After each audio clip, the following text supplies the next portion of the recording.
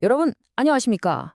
2026년 5월 19일자 모닝 인텔리전스 브리핑입니다. 오늘 우리가 살펴볼 최근의 지정학적 사건들은 정말 숨가쁘게 돌아가고 있죠. 하지만 걱정하지 마십시오.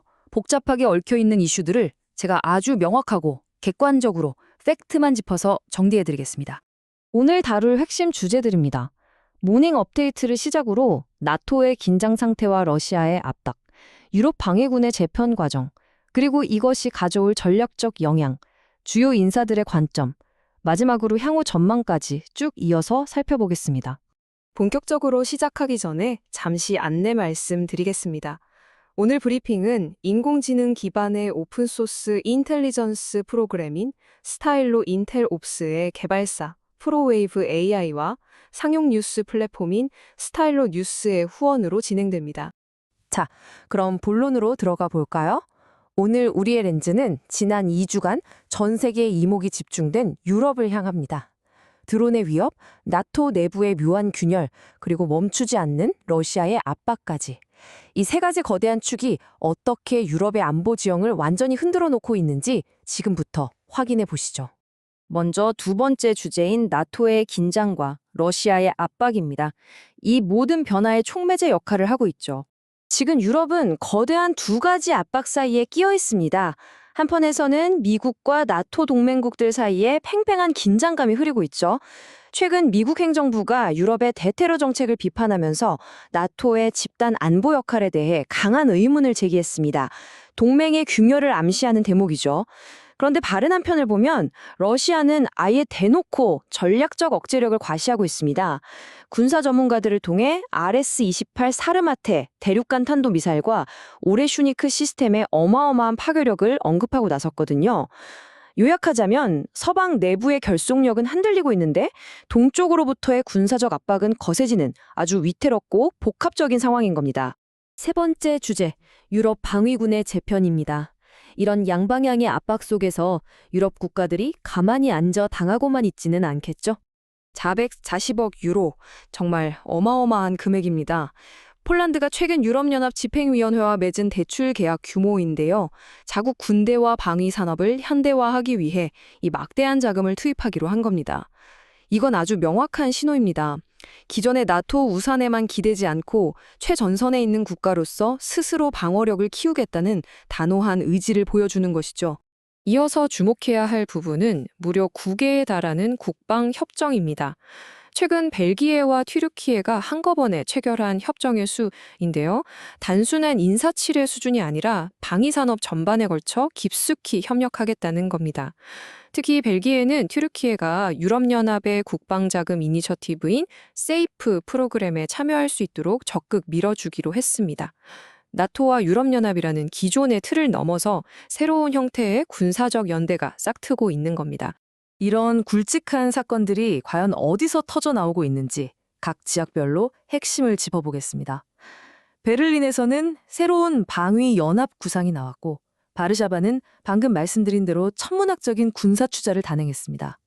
브뤼셀은 방위 자금의 물줄기를 새로 잡고 있고 워싱턴은 전통적인 안보 동맹의 끈을 조금 다르게 주려 하고 있죠.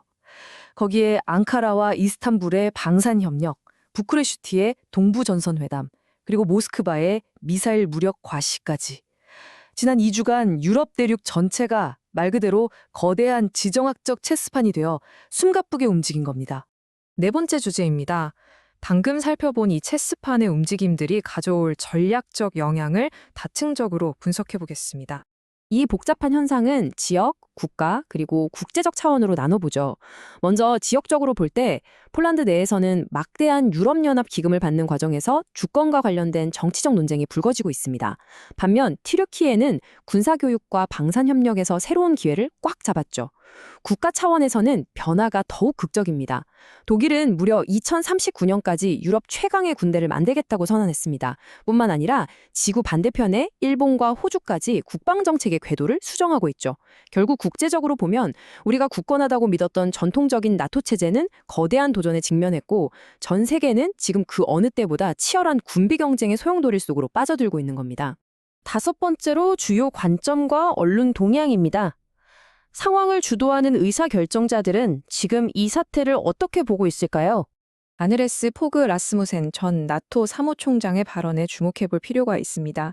그는 특정 기준을 충족하는 국가들과 우크라이나를 묶어 이른바 의지 있는 국가들의 연합을 창설해야 한다고 주장했습니다.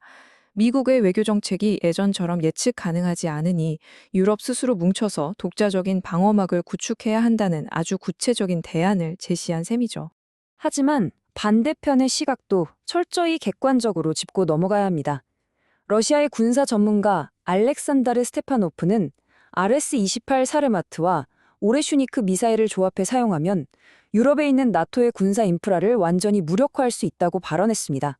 내용의 찬반을 떠나서 이것이 바로 현재 러시아가 서방 세계를 향해 던지고 있는 매우 실제적이고 전력적인 억제 메시지입니다.